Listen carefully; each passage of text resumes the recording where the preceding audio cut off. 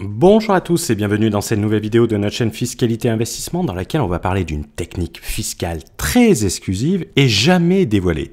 La technique du flippisme en anglais. C'est notamment une méthode qui a été dévoilée par Disney, qui a été validée par le Sénat américain et largement utilisée par de nombreux entrepreneurs du web. Avant de débuter cette vidéo, les rappels habituels, nous vous rappelons que nous disposons d'un Telegram avec plus de 1000 membres sur lequel nous partageons du contenu de manière régulière et de manière exclusive. N'hésitez pas à le rejoindre, le lien se trouve dans la description. Vous trouverez également dans la description le lien de nos différents programmes, le Borderless Entrepreneur si vous voulez vous expatrier, le TVA Optimizer si vous voulez comprendre pour maîtriser la TVA et ainsi l'optimiser, ainsi que le lien du French Entrepreneur qui est actuellement à l'heure de l'enregistrement de cette vidéo en pré-vente.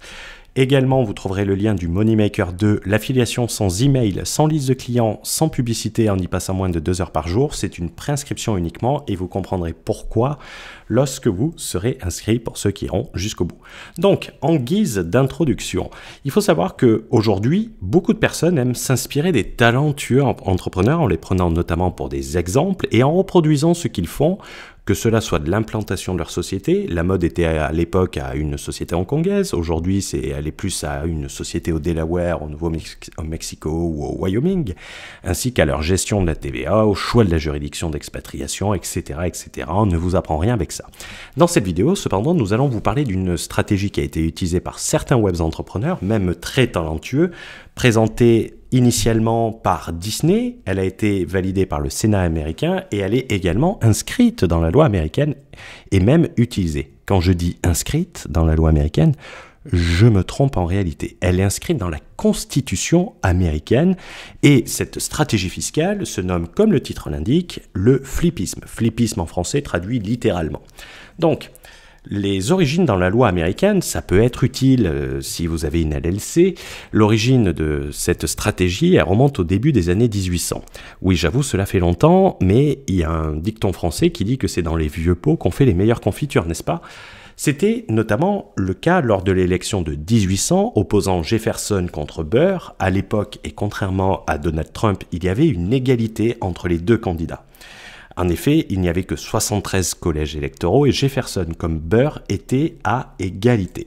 Cette solution, à l'époque, n'avait pas été prévue dans la Constitution américaine et c'est à ce moment-là qu'ils ont décidé d'écrire et de rajouter le 12e amendement qui prévoit que si les États ne certifient pas les résultats, la Chambre des représentants, qui est plus ou moins l'équivalent de notre Assemblée nationale, va choisir le président et le Sénat va choisir le vice-président. Je sais, on part un peu loin, mais tu vas comprendre ensuite.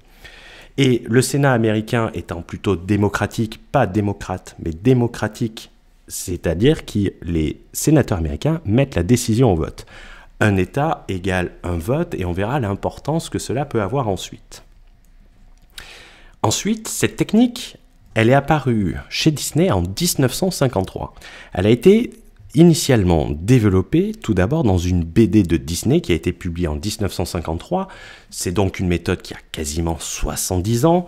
Et dans cette bande dessinée, qui mettait notamment en scène le fameux canard, le canard le plus célèbre du monde, Donald Duck, à ne pas confondre avec son richissime oncle Balthazar Picsou, d'où le nom et le surnom de Oncle Picsou, qui fait la rencontre d'un célèbre et émérite professeur. Je tiens à préciser que toute ressemblance avec des formateurs ou personnes réelles serait totalement fortuite. Ce professeur se nomme professeur Batty et Donald Duck le rencontre à une conférence. Le professeur Batty, au cours de cette conférence, présente un système à la fois révolutionnaire, un hack novateur, une solution miracle, une solution fantastique. Doté de talents marketing déjà inégalés, le professeur Batty arrivera à persuader un Donald Duck sceptique et confus à acheter pas un mais deux produits. Tout d'abord, une adhésion à une société très secrète.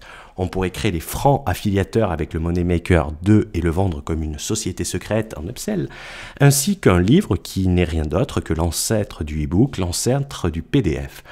On remarquera avec beaucoup d'amusement la pratique de l'upsell avec 70 ans d'avance. Ce professeur Batty est définitivement une source d'inspiration pour beaucoup de personnes sur le milieu du web. La philosophie secrète du professeur Batty, ce fameux flippisme qui doit vous intéresser, c'est, tu l'auras sans doute compris, en réalité le professeur Batty c'est un charlatan. La solution miracle qui vend à Donald Duck est le fameux flippisme. Et on va expliquer pourquoi. Et les deux produits qu'il va vendre à Donald sont tout d'abord une adhésion à la société secrète Great Society of Flippists et un livre, à l'époque, on le rappelle encore, les PDF n'existaient pas encore, les méthodes et avantages du flippisme. C'est pas bête comme constitution d'une offre, ça fait un excellent upsell qui n'est pas en dehors de son offre initiale. Le flippisme est donc une philosophie qui consiste à utiliser le tirage au sort pour prendre toutes les décisions de la vie. Tirer à pile ou face avec une pièce. En anglais, on dit flip a coin. Donald Duck deviendra un talentueux élève de cette stratégie. Notamment, lorsque les neveux de Donald voudront aller voir un film, il tirera au sort entre le cinéma et le tour de voiture. Ça sera le tour de voiture qui l'emportera. Et il continuera cette stratégie une fois en voiture en tirant au sort où aller et se perdra vite, ce qui conduira à un terrible accident avec un camion. Et suite à cet accident avec le camion, il aura une amende pour avoir laissé une pièce, un centime, prendre une décision, une amende beaucoup plus sévère qu'une simple amende pour avoir provoqué un accident. Bien mécontent, et le chargeback sur Stripe n'existant pas à l'époque, il partira à la recherche du professeur Batty et fera le contraire du tirage au sort, en disant « ça m'a toujours conseillé la mauvaise chose », donc il tirera au sort et fera le contraire. Et bien évidemment, c'était la seule fois que la solution était la bonne. Mais tu vas te dire, quel est le lien entre Donald Duck d'un côté, le Sénat américain et les web entrepreneurs? Laisse-moi te l'expliquer.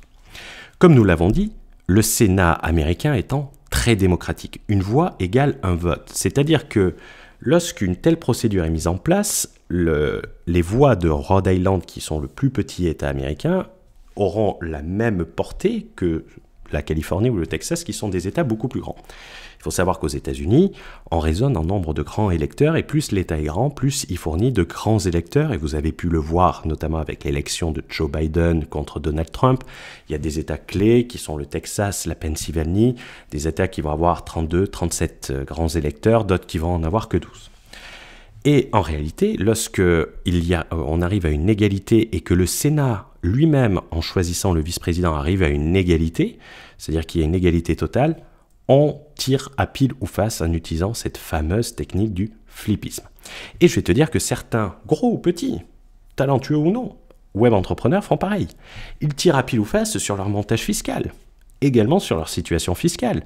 Solution relativement simple et élégante qui consiste en quelque sorte à prendre toutes les décisions majeures en jouant à pile ou face.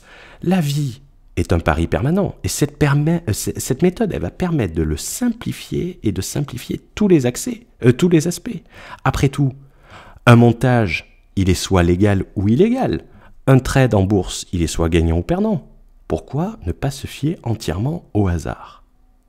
Je vous pose la question. Il n'est de bonne compagnie que celle qui se quitte, donc il est temps pour moi de conclure. Les papas de la nation n'avaient pas prévu ça. Mais moi, oui.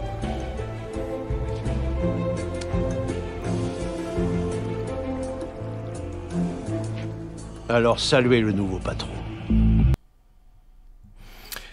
Tu peux prendre soit tes décisions au hasard, en espérant avoir fait le bon choix, ou connaître les différentes options qui s'offrent à toi et choisir la meilleure. Tirer à pile ou face, ou jeter cette pièce tout bonnement, qui te fera forcément prendre à un moment ou à un autre une mauvaise décision. On t'invite à rejoindre le Borderless Entrepreneur ou le French Entrepreneur. Les liens se trouvent dans la description. On vous dit à très vite. N'oubliez pas de mettre un like. Ciao, ciao.